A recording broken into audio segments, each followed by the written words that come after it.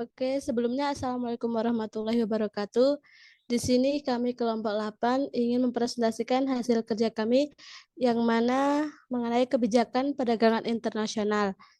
Lalu anggota kelompok kami sendiri yaitu terdiri dari saya, Ade Sulistiana dengan NPM 022, lalu ada Lola Oktaviani dengan NPM 023, selanjutnya ada Septiana Tri Susanti dengan NPM 095 dan yang terakhir yaitu ada Ananda Marco dengan NPM 087.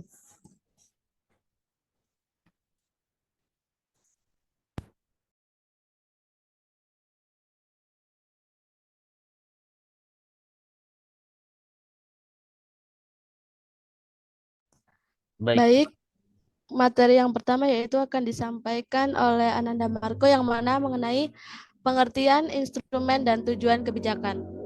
Kepada Marco dipersilahkan. baik. Terima kasih Mbak Ade atas kesempatan yang diberikan. Jadi yang pertama kita masuk ke pengertian kebijakan perdagangan internasional.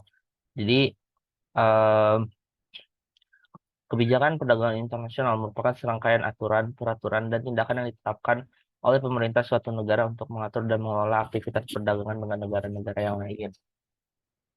Eh, Selanjutnya ada instrumen kebijakan perdagangan internasional. Jadi terdapat 5 instrumen yang biasa digunakan oleh negara-negara untuk melakukan perdagangan internasional.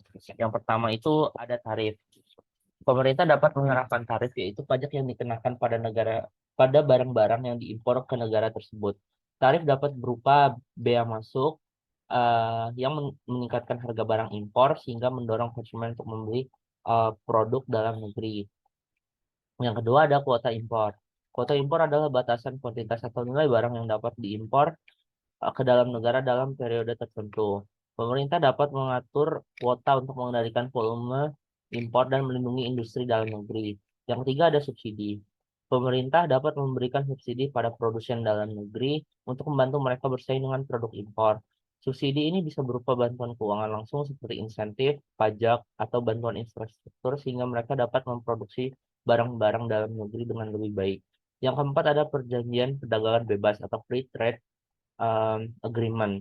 Negara dapat melakukan perjanjian perdagangan bebas dengan negara-negara lain. FTAs menghilangkan atau mengurangi tarif dan hambatan perdagangan lainnya antara negara-negara yang terlibat dengan mempromosikan perdagangan yang lebih bebas sehingga dapat menghemat waktu bagi negara-negara untuk melakukan perdagangan internasional. Yang kelima ada regulasi teknis. Pemerintah dapat menerapkan regulasi teknis terkait dengan standar kualitas, keselamatan, dan lingkungan untuk membatasi atau mempengaruhi impor barang tertentu. Selanjutnya terdapat em, instrumen lain yaitu boikot atau embargo. Pemerintah dapat melarang impor dari atau ekspor ke suatu negara tertentu sebagai bentuk tekanan politik atau sanksi ekonomi. Hal ini mempengaruhi neraca pembayaran dan juga neraca perdagangan bagi negara yang terkena boikot atau embargo yang mana dapat mempengaruhi perekonomian negara tersebut. Yang ketujuh ada negosiasi perdagangan bilateral atau multilateral.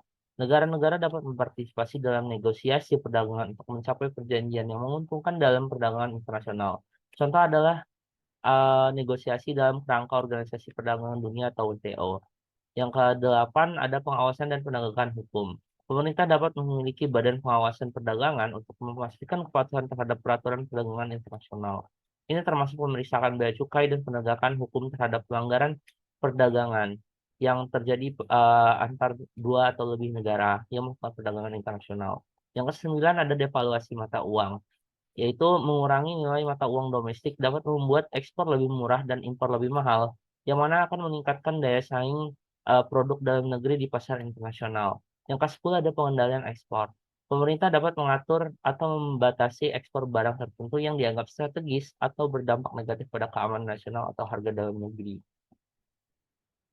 Selanjutnya, eh, saya kembalikan ke sebentar. Masih dari saya. Eh, jadi tujuan kebijakan perdagangan internasional ini memiliki beberapa tujuannya, itu mempromosikan pertumbuhan ekonomi, menciptakan lapangan pekerjaan, melindungi industri dalam negeri, dan meningkatkan kesejahteraan masyarakat. Em, untuk materi selanjutnya saya kembalikan ke Ade Sulistiana. Terima kasih.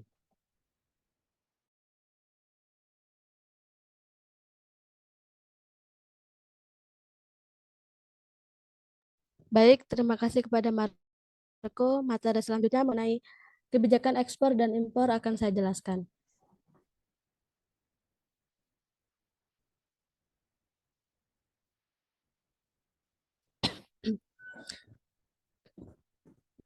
Kebijakan ekspor dan impor dalam perdagangan internasional. Kebijakan ekspor kemudian dijual serta dikirim ke luar negeri dengan kapasitas tertentu. Kebijakan ekspor sendiri dibuat untuk melindungi produksi dalam negeri yang mana aturannya sebagai berikut. Yang pertama yaitu ada diskriminasi harga. Diskriminasi beda-beda untuk masing-masing negara. Kebijakan ini sendiri dilakukan berdasarkan perjanjian untuk memenangkan persaingan serta untuk memperoleh keuntungan yang besar. Contohnya sendiri yaitu ketika jenis barang yang sama, misalnya padi, harga jual di negara Indonesia akan sangat berbeda dengan harga jual di negara Singapura.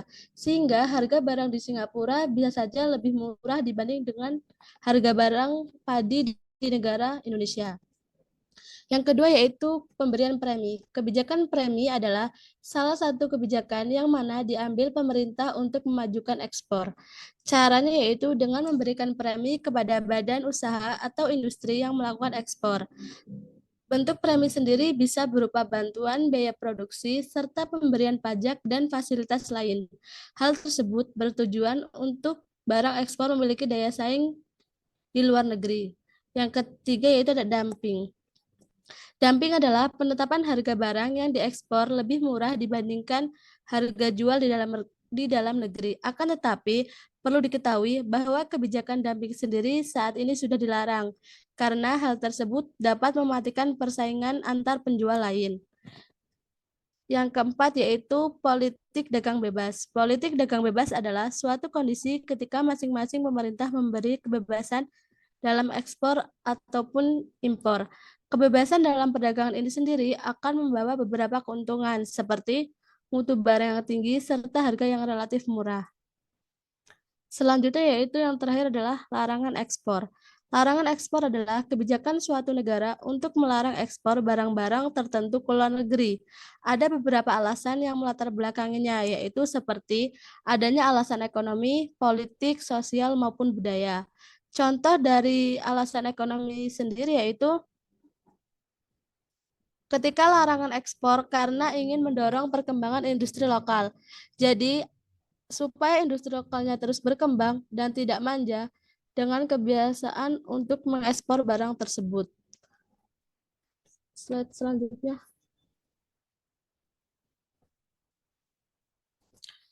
Oke, selanjutnya yaitu kebijakan impor dalam perdagangan internasional. Kebijakan impor berarti barang bukan diproduksi di dalam negeri, akan tetapi dinilai bisa mematikan industri dalam negeri sehingga perlu kebijakan untuk melindungi perusahaan dalam negeri. Beberapa kebijakannya sendiri yang pertama yaitu adanya kuota impor. Kuota adalah jumlah suatu barang yang bisa diimpor dalam satu periode tertentu. Kuota impor ini sudah diprediksi sebelumnya sehingga seharusnya tidak mengganggu industri dalam negeri walaupun negara tersebut memberlakukan perdagangan bebas.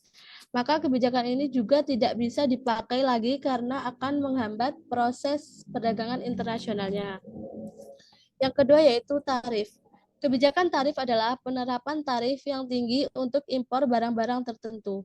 Kebijakan tarif ini sendiri diharapkan bisa membantu barang produksi dalam negeri untuk meningkatkan daya saingnya di pasar, sehingga para konsumen sendiri tidak hanya membeli barang impor, Ada sedikit perbedaan antara negara dengan sistem perdagangan bebas dan sistem perdagangan proteksi mengenai kebijakan tarif ini. Penganut perdagangan bebas akan mengenakan tarif yang rendah atas barang-barang impor. Sebaliknya, dengan negara sistem perdagangan proteksionis akan menetapkan tarif yang tinggi untuk barang impor. Lalu, selanjutnya yaitu subsidi impor, di mana kebijakan ini pemerintah membuat barang impor lebih murah, sehingga masyarakat tergoda untuk membelinya terus-menerus. Hal ini juga karena adanya kebijakan subsidi, yaitu kebijakan yang bertujuan untuk menekankan harga barang produksi lokal. Selanjutnya yang terakhir yaitu larangan impor. Kebijakan larangan impor adalah kebijakan yang diberlakukan jika suatu negara diharuskan untuk menghemat devisanya.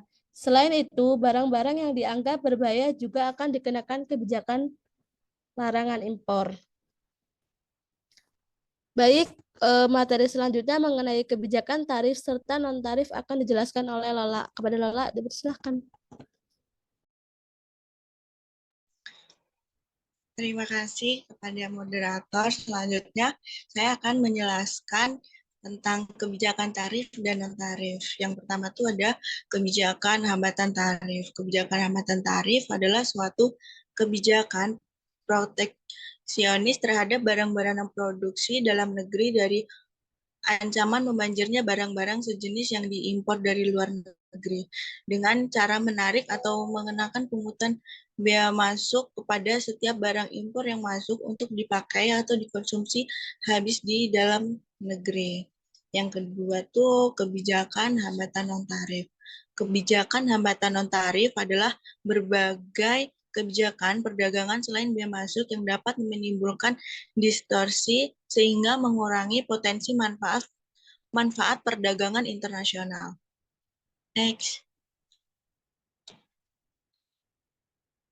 Selanjutnya ada tujuan kebijakan tarif dan non-tarif.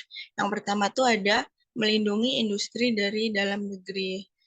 Dengan adanya hambatan, produk dalam negeri mendapatkan kesempatan untuk berkembang tanpa harus bersaing dengan produk impor yang harganya mungkin lebih murah. Yang kedua ada meningkatkan pendapatan negara. Tarif impor dapat menjadi sumber pendapatan bagi negara yang nantinya bisa digunakan untuk berbagai keperluan pembangunan. Yang ketiga, mengendalikan impor dengan kuota atau lisensi. Pemerintah bisa mengendalikan jumlah barang yang masuk ke negaranya sehingga impor bisa diatur sesuai kebutuhannya. Contoh hambatan tarif dan non-tarif ini tuh ada yang hambatan tarifnya biaya masuk sebesar 10% untuk barang elektrik impor. Yang hambatan non-tarifnya kuota impor sebanyak 100 unit sepeda motor per tahun dari negara tertentu atau standar kualitas produk makanan yang harus memenuhi sertifikasi tertentu sebelum bisa diimpor. Next. Ada dua hambatan tarif dan non-tarif ini. Yang positif tuh industri dalam negeri bisa tumbuh dan berkembang.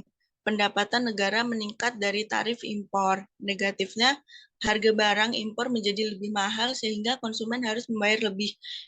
Bisa memicu ketegangan hubungan dagang antar negara. Next.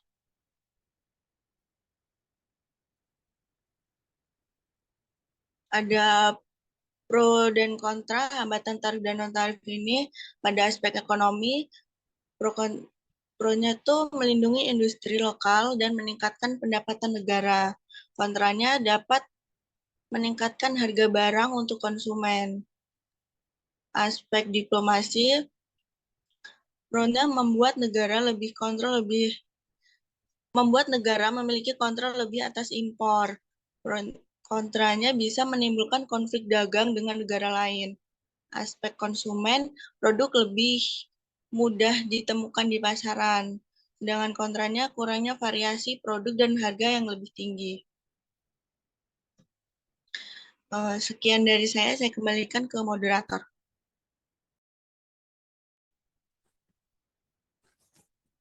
Terima kasih kepada Lola. Materi yang terakhir yaitu mengenai kebijakan substitusi impor dan promosi ekspor akan dijelaskan oleh Septi. Kepada Septi, dipersilakan. Baik, terima kasih moderator. Selanjutnya akan saya jelaskan tentang kebijakan substitusi impor dan promosi ekspor. Jadi, kedua kebijakan ini merupakan strategi yang digunakan oleh pemerintah untuk mengelola perdagangan internasional guna mendorong pertumbuhan ekonomi negara tersebut. Pengertian dari kebijakan substitusi impor sendiri adalah strategi ekonomi yang digunakan oleh pemerintah untuk mengurangi ketergantungan terhadap impor barang-barang yang dapat diproduksi di dalam negeri. Tujuannya yaitu untuk mendorong perkembangan industri dalam negeri dan menciptakan lapangan kerja serta mengurangi defisit perdagangan. Pengertian dari promosi ekspor yaitu upaya pemerintah untuk mendorong peningkatan ekspor barang dan jasa ke pasar internasional dengan tujuan untuk menghasilkan pendapatan ekspor yang lebih besar serta menciptakan lapangan kerja dan memperkuat neraca perdagangan. Next. Selanjutnya yaitu kelebihan dan kekurangan dari kebijakan substitusi impor. Kelebihannya yang pertama, diversifikasi ekonomi. Kebijakan substitusi impor akan mendorong perkembangan industri dalam negeri yang dapat mengurangi ketergantungan pada impor dan menciptakan diversifikasi ekonomi yang dapat mengurangi risiko terkait fluktuasi harga komoditas global. Yang kedua, penciptaan lapangan kerja. Kebijakan ini dapat menciptakan lapangan kerja di sektor-sektor yang baru berkembang atau ditingkatkan, sehingga dapat membantu mengurangi tingkat pengangguran. Yang ketiga, pengembangan teknologi. Proses substitusi impor dapat mendorong pengembangan teknologi dan peningkatan kualitas produk dalam negeri. Yang keempat, kemandirian ekonomi. Kebijakan ini akan mendorong produksi dalam negeri sehingga dapat meningkatkan kemandirian ekonomi suatu negara dan mengurangi kerentanan terhadap perubahan kondisi pasar global. Kemudian kekurangannya, yang pertama, biayanya yang tinggi. Implementasi kebijakan substitusi impor bisa sangat mahal, terutama jika memerlukan subsidi besar-besaran atau perlindungan pasar dalam jangka panjang. Yang kedua, kualitas produk. Produk dalam negeri mungkin tidak sebanding dengan produk impor dalam hal kualitas dan harganya yang bisa merugikan konsumen. Yang ketiga, kurang efisien. Proteksi yang berlebihan dapat menghasilkan sektor industri yang tidak efisien dan kurang inovatif karena kurangnya tekanan persaingan. Next. Kemudian ada pula kelebihan dan kekurangan dari kebijakan promosi ekspor. Untuk kelebihannya, yang pertama, pendapatan ekspor akan mendorong ekspor dapat meningkatkan pendapatan dari perdagangan internasional dan memperkuat neraca perdagangan. Yang kedua, penciptaan lapangan kerja. Ekspor yang meningkat akan menciptakan lapangan kerja di sektor-sektor yang berkaitan dengan ekspor. Yang ketiga, peningkatan kompetitivitas. Fokus pada ekspor memaksa produsen untuk meningkatkan kualitas dan daya saing produk mereka yang dapat memiliki efek positif pada seluruh ekonomi. Yang keempat, akses ke teknologi dan pasar global. Ekspor membuka pintu bagi perusahaan untuk mendapat akses ke teknologi, pasar global, dan peluang kolaborasi internasional. Kemudian kekurangannya, yang pertama, resiko tergantung pada pasar ekspor. Terlalu bergantung pada ekspor dapat membuat ekonomi negara rentan terhadap fluktuasi pasar global dan permintaan luar negeri. Yang kedua, kesulitan mengatasi hambatan perdagangan. Terkadang kesulitan mengatasi hambatan perdagangan luar negeri seperti tarif tinggi atau regulasi yang ketat. Kemudian yang ketiga, dampak lingkungan. Fokus pada ekspor dapat meningkatkan tekanan pada sumber daya alam dan lingkungan, terutama jika produk yang diekspor memiliki dampak lingkungan yang tinggi. Mungkin itu saja yang dapat saya sampaikan. Saya kembalikan ke moderator. Baik, terima kasih kepada Septi. Materi dari Septi adalah materi penutup dari kelompok kami. Cukup sekian materi yang dapat kami sampaikan. Mohon maaf apabila dalam penyampaian materi kami masih banyak kekurangan. Saya Adi Sulistiana sebagai moderator akan menutup presentase kelompok 8 kali ini. Terima kasih. Saya akhiri. Wassalamualaikum warahmatullahi wabarakatuh. Waalaikumsalam warahmatullahi Waalaikumsalam warahmatullahi